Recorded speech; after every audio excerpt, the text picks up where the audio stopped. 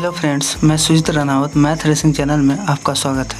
मैं आशा करता हूं कि आप लोग स्वस्थ होंगे, मस्त होंगे और लेक्चर को बेहतर तरीक़ा से देखे होंगे। तो जो बच्चे वीडियो को देखे थे वो उनके लिए तो ऑब्जेक्टिव ज़्यादा ही अच्छा रहेगा, बट जो बच्चे वीडियो को नहीं भी देखे हैं वो भी समझ में आएगा, बट थोड़ा कम समझ में आएगा, बट कोई बात नहीं। ये सभी बच्चों के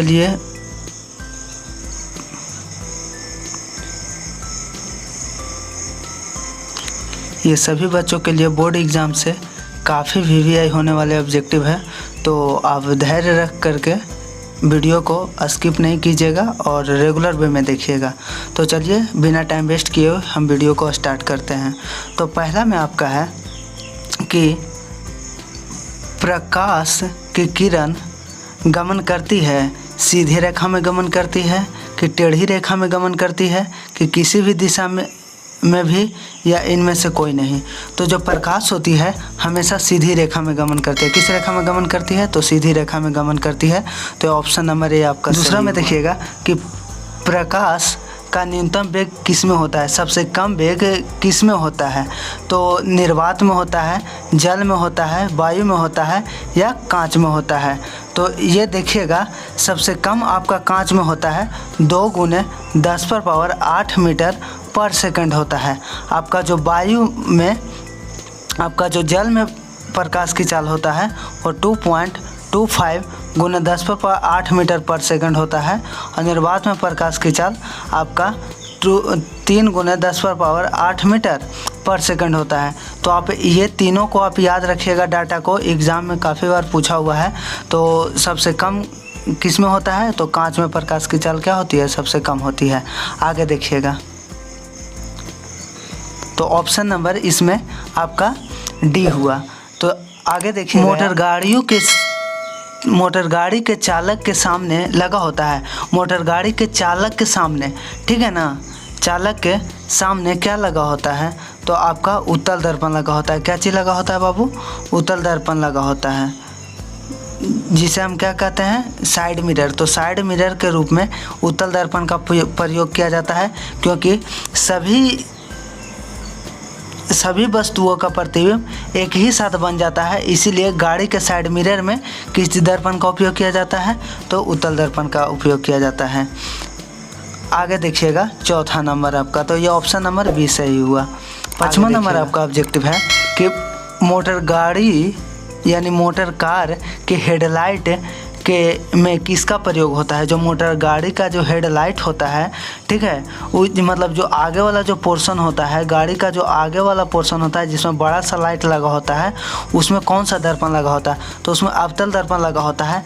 ताकि अवतल दर्पण इसलिए लगाया जाता है क्योंकि जब प्रकाश इस पे पड़े तो इसको सभी दिशाओं में फैला दे, ठीक है ना, इसीलिए इसमें अवतल दर्पण का उपयोग किया जाता है। अगर बोले कि गाड़ी के साइड मिरर में तो उत्तल दर्पण का प्रयोग, अगर बोले गाड़ी के हेडलाइट में तो अवतल दर्पण का प्रयोग किया जाता है। तो इसका ऑप्शन नंबर सी ही सही होगा। चलिए तो आगे देखिए, 5वां नंबर आपका है। तो 5वां नंबर में आपका है कि समतल दर्पण द्वारा बना प्रतिबिंब होता है। तो समतल दर्पण द्वारा जो बना प्रतिबिंब होता है वो काल्पनिक को ही हम क्या कहते हैं? आभासी प्रतिबिंब क्या कहते हैं? क्या कहते हैं बाबू?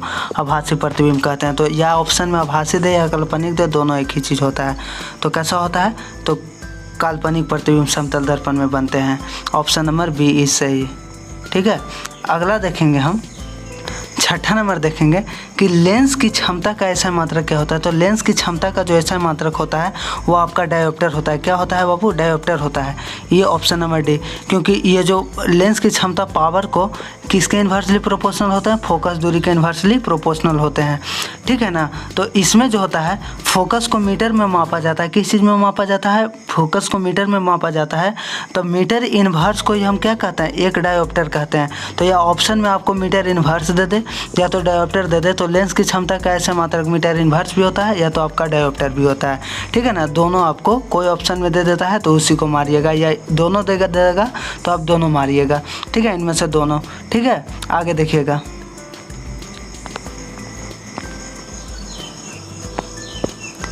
तो 7वां नंबर में है कि प्रकाश की किरणें किरणों का पथ दर्शाने वाले चित्रों को कहा जाता है?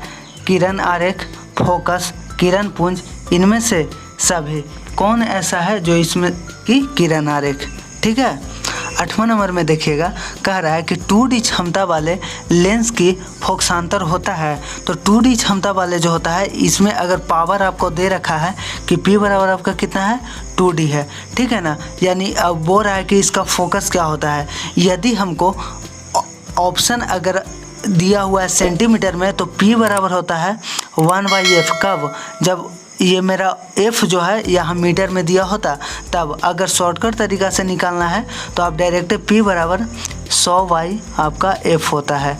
और यहाँ f का मान कितना दिया हुआ है, 2D दिया हुआ है, यानी 100 बटा कितना हो जाएगा, 2, यानी इसका आंसर कितना हो जाएगा, 50 सेंटीमीटर, जो ऑप्शन D में आपका है। क्या चीज़ में है, D में है, ठीक है ना। तो इस तरीक़ा से आपको ऑब्जेक्टिव पूछा जाएगा, तो आप बेहतर तरीक़ा से बनाइएगा। हम आशा करते हैं कि वीडियो को आप स्किप करके नहीं देख रहे होंगे।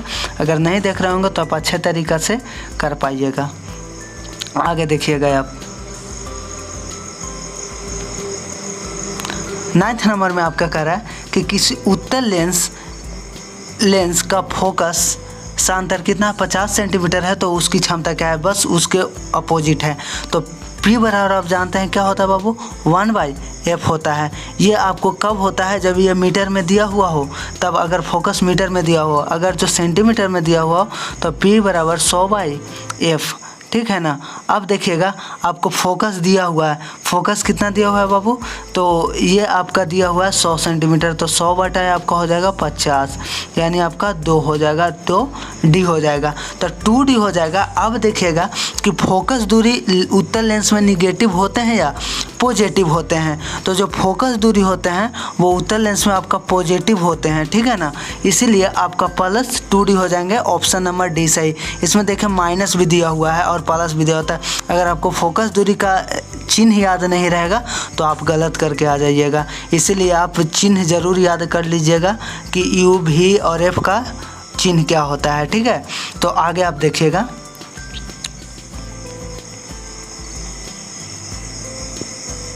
10वां नंबर में है कि प्रकाश के किरणों का समूह को कहते हैं प्रकाश स्रोत कहते हैं, किरण पुंज कहते हैं, प्रतिदीप्त कहते हैं, प्रकीर्णन कहते हैं। तो ये तो होगा नहीं, ये होगा, ठीक है ना। ये दोनों में कन्फ्यूजन है। तो ये चीज़ आपका है कि प्रकाश की किरणों को समूह को क्या कहा जाता है, किरण पुंज कहा जाता है, ठीक है ना। ये आपको हम जो थ्योरी पढ़ा रहे थे तो ये सभी को हम डिस्कस किए थे, ठीक है। जो बच्चे देखे होंगे थ्योरी बैच वो सभी अच्छे तरीक़ा से समझ पा रहे होंगे, ठीक है। आगे देखिएगा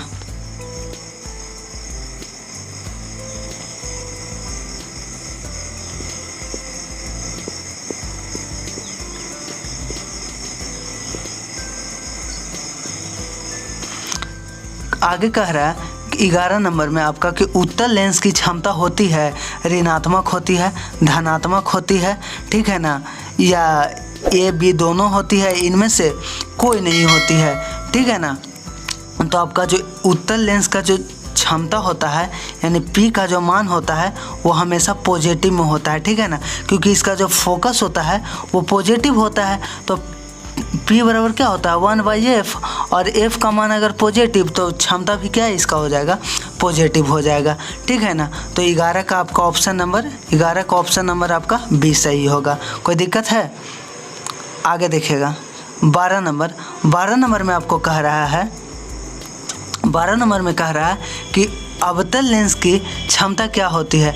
तो अवतल लेंस की क्षमता, इसका जो फोकस होता है वो निगेटिव में होता है। किस चीज़ में बाबू होता है, निगेटिव में होता है। तो P बराबर जो होता है 1/f, यानी अगर फोकस दूरी निगेटिव तो इसका क्षमता क्या हो जाएगा, निगेटिव हो जाएगा, इसलिए option number A is correct.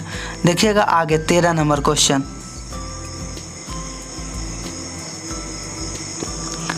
13 में आपका है कि उत्तल लेंस को क्या कहते हैं, उत्तल लेंस को और किस नाम से हम जानते हैं, ठीक है ना। पहला है अभिसारी, द्वि उत्तल लेंस, अपसारी, और इनमें से कोई नहीं।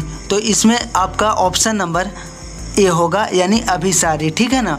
उत्तल लेंस को कौन सा लेंस कहते हैं, दूसरा कौन सा लेंस से नाम से जानते हैं, तो अभिसारी लेंस के नाम से जानते हैं, ठीक है। आगे देखिएगा आप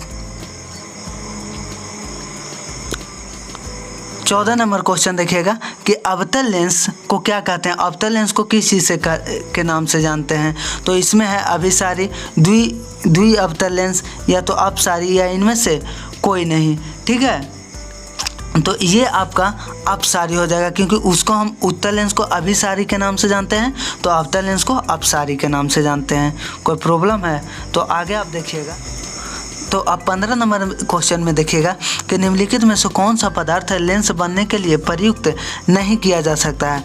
तो जल नहीं किया जा सकता है, कांच नहीं किया जा सकता है, प्लास्टिक, इनमें से कौन है जो नहीं किया जा सकता है।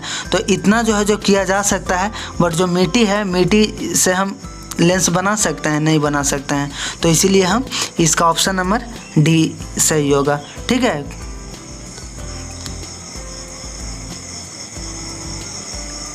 16 नंबर में देखिएगा कि किस दर्पण में हमेशा वस्तु का प्रतिबिंब जो है वह छोटा होता है। किस दर्पण में जो हमेशा वस्तु का प्रतिबिंब क्या होता है, छोटा होता है। तो जो उत्तल दर्पण में होता है वो वस्तु का प्रतिबिंब क्या बनता है, हमेशा छोटा बनता है। इसीलिए इसे किस चीज़ में प्रयोग करते हैं, गाड़ी के साइड मिरर के रूप में।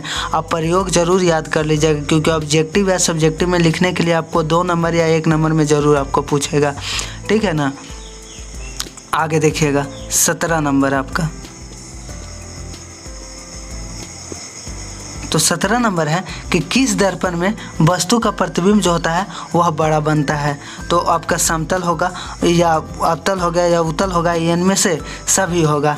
ठीक है ना, ऑप्शन नंबर डी नहीं पता चल रहा है, तो आप देखिएगा कि इनमें कौन होगा। तो 17 नंबर में आपका ऑप्शन नंबर बी, यानी कि क्या हो जाएगा कि इसमें आपका हमेशा क्या बनता है बाबू, बड़ा प्रतिबिंब बनता है।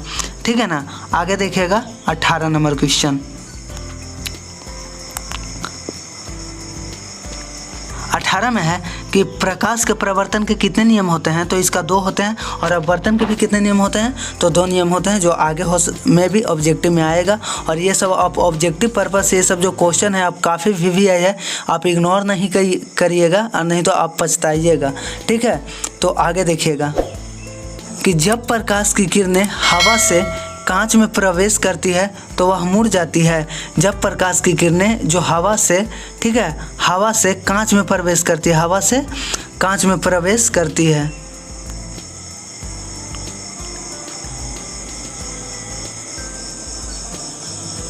ठीक है, तो जब हवा से कहाँ, कांच में जब प्रवेश करती है तो वह क्या हो जाती है, तो अभिलंब से निकट की ओर आती है। ठीक है ना, ये अभिलंब आपका है, इससे क्या आती है, निकट की ओर आती है। ठीक है, आगे देखिएगा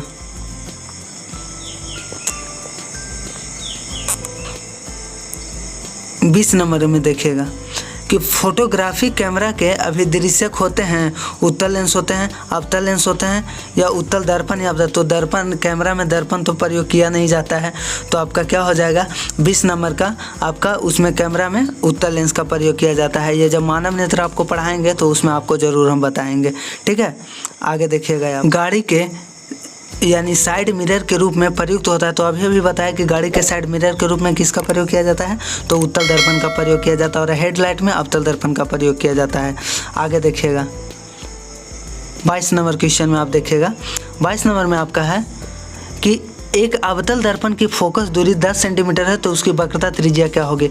यानी जो हम करवाए थे आपको, ये बराबर r/2 रिलेशन बिटवीन किसमें, फोकस और आपका रेडियस, यानी कि वक्रता त्रिज्या के बीच में। ठीक है, सेंटर ऑफ कर्वेचर।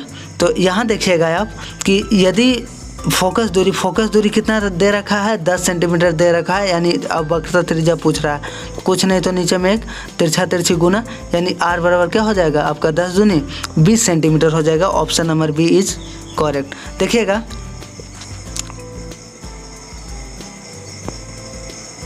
आगे आप देखिएगा कि निर्गत किरण और अभिलंब के बीच के बने कोण को क्या कहते हैं। जो निर्गत किरण होते हैं, निर्गत किरण जो होते हैं, ठीक है, और अभिलंब के बीच बने कोण को क्या कहते हैं, अभिलंब के बीच के बने कोण को क्या कहते हैं, तो ये आपका निर्गत कोण कहते हैं। कौन सा कोण कहते हैं, निर्गत कोण कहते हैं। आगे देखिएगा आप 24 नंबर में देखिएगा, 24 नंबर में है कि सरल सूक्ष्मदर्शी में किसका उपयोग किया जाता है। तो सरल सूक्ष्मदर्शी के रूप में आपका जो सूक्ष्मदर्शी होते हैं उसमें किस चीज़ का उपयोग किया जाता है। ठीक है, अवतल दर्पण, उत्तल दर्पण, अवतल लेंस या उत्तल लेंस, इनमें कौन होगा। ठीक है, तो 24 आपका डी होगा। जो उत्तल लेंस का सरल सूक्ष्मदर्शी में किस चीज़ का प्रयोग किया जाता है, तो आपका उत्तल लेंस का प्रयोग किया जाता है। ठीक है, आगे देखिएगा 25 नंबर क्वेश्चन को। ये कह रहा है कि किस लेंस द्वारा सिर्फ काल्पनिक प्रतिबिंब बनता है। किस लेंस में सिर्फ क्या बनता है बाबू, तो काल्पनिक प्रतिबिंब बनता है। तो अवतल लेंस में हमेशा कैसा प्रतिबिंब बनता है, तो अवतल लेंस में हमेशा काल्पनिक प्रतिबिंब बनता है। ठीक है ना, काल्पनिक प्रतिबिंब बनता है। आगे देखिएगा, नियम निर्धारित होते हैं। ठीक है ना, तो आपतन कोण परावर्तन कोण के बराबर नहीं होते हैं, ये ऑप्शन। परावर्तन कोण आपतन कोण के बराबर होते हैं, यहाँ पे एक मिस प्रिंट हो गया है। ठीक है ना, एक में नॉट इज इक्वल्स टू कर दीजिए। ठीक है, तो यहाँ देखिएगा कि परावर्तन कोण आपतन कोण के क्या होते हैं, बराबर होते हैं। ऑप्शन नंबर बी क्या हो जाएगा, सही हो जाएगा। 27 नंबर में देखिएगा कि काल्पनिक प्रतिबिंब होते हैं या सीधा होते हैं, उल्टा होते हैं, या दोनों होते हैं, या इनमें से कोई नहीं। तो काल्पनिक कहने का मतलब कि काल्पनिक या तो उसी को क्या कहते हैं हम, आभासी प्रतिबिंब कहते हैं। ठीक है ना, काल्पनिक प्रतिबिंब या तो आभासी प्रतिबिंब। तो काल्पनिक या आभासी वो हमेशा कैसा बनते हैं, तो सीधा बनते हैं। ठीक है ना,